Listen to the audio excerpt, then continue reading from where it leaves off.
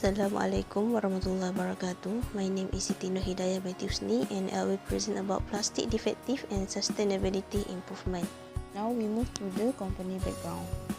The company operates within the plastic industry and manufactures package that deliver to different customers around Malaysia. To produce the product, the company use plastic injection molding machine. This company also involved with the in-mold technique, which is IML, which make label and integrated part of the product. The company work 5 shifts for 24/7. This company is a medium size with close to 200 employees at sites.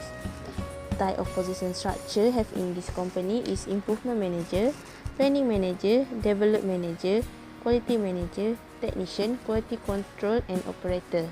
Next is problem toward quality and environment. The quality problem that occur in this company is defective parts and product is increased. This issue arises because the operator does not follow the standard quality check. Besides, it also because of the different shift where the QC operator check differently. This leading to a variety and uncertainty in quality. The different type of defects can be seen in the bar chart later. The effect of the plastic and defective product lead to environmental problem, which is the greenhouse gases is increased and the landfill of the plastic also increase. Now we move to the engineering solution. The result of what different type of defect that produced in the process shows in the bar chart.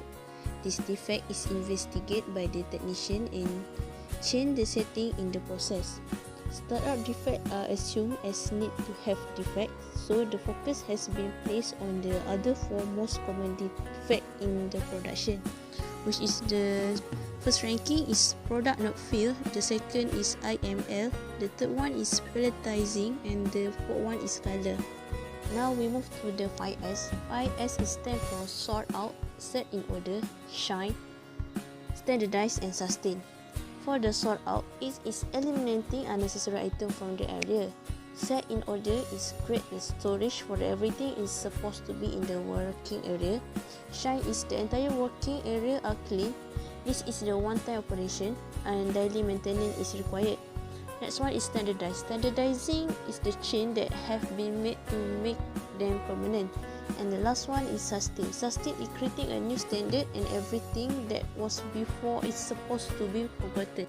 In this case, the defect color can be decreased by increasing the standard of the container holding the color before it reach the machine. This combination with 5S would clean up and generate structure to the workplace. This will create a safer and more productive workplace. To explore the cause behind a defect, a fishbone diagram tool is used. This will be done to clarify the cause as the vital parts to perform correction. This variable has been divided into 5 different main causes, which is surrounding, machine, material, operator and method. Each of the main causes has been broken down to the further cause that can be seen in the figure here.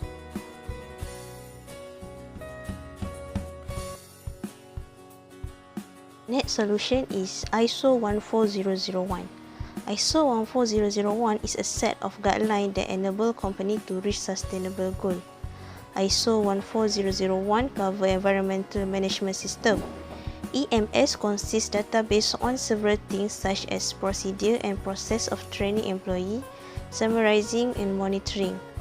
ISO enable the foundation of EMS, which is give opportunity to develop an environmental policy that suit the company and become the possible to monitor the process so that the policy is fulfilled, as well as create standardized way handling defects.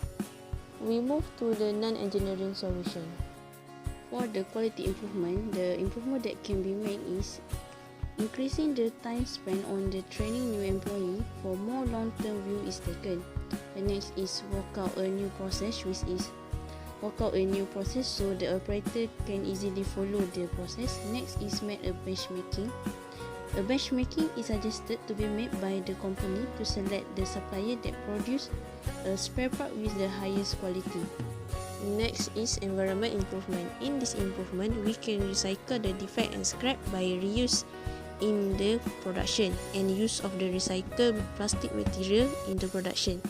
This will contribute to the sustainable development. The next one is environmental awareness training. In this training, it's look at the problem faced by the environment and address our responsibility in the workplace to help reduce negative environment impact.